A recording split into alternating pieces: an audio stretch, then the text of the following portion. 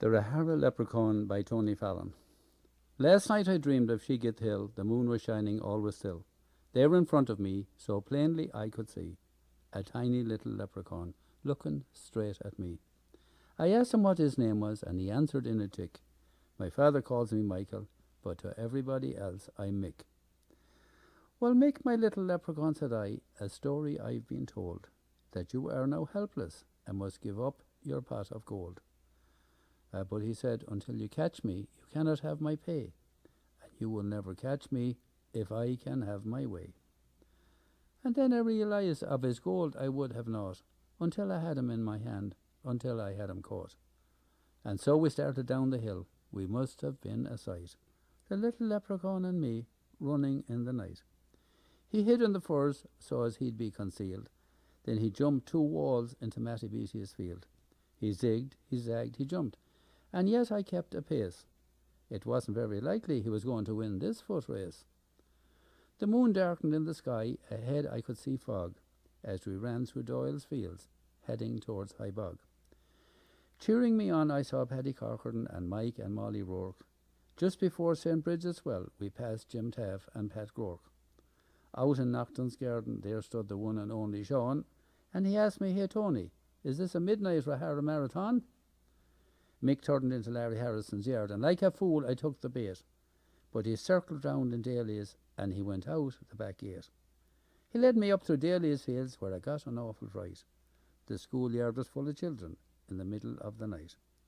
Well, he turned now towards Corraboy and went past Beads' shop. Brendan and Sean Donnelly, playing football, wanted me to stop. Running through Bala, we passed John Joe and Laren's Fallon. I was longing for a drink of water. I'd have drank a half a gallon. Past Gerald Egan's farm and Beattie's shop, we met Edward John, and he gave me 3 cheers, and he definitely egged me on. As we quickly approached Lyons Corner, I was in awful fright, because it was straight road to Athlone if he turned right. But he turned left. Someone must have heard my prayers that I had been saying silently to the man upstairs. But luck was again on my side, or he'd have got straight away if Frank Beattie hadn't put net wire on the bottom of his gate. He was starting to pull away as we came to the ball alley, but I got my second wind back and I started to rally. I figured I had run half a marathon, and I thought with a bit of pride that I was matching this far younger leprechaun, stride for stride. While I was running on most of the roads, I didn't give a feck, but climbing over the ditches and walls, I was afraid I'd break my neck.